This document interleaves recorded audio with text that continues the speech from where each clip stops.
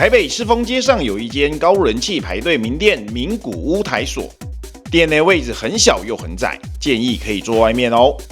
手语鲜跟味噌是名古屋的特色美食，可惜今天来的比较晚，手语鲜已经卖完了。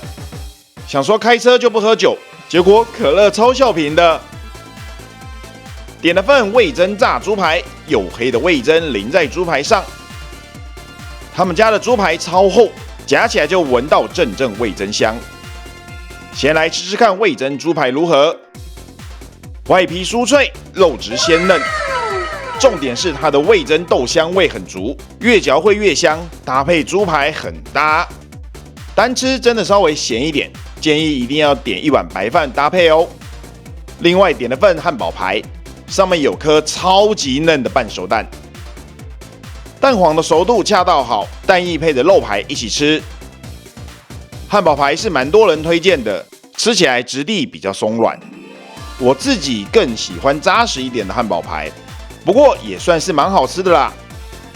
名古屋台所的食物真的很道地，喜欢日式料理的不能错过这家哦。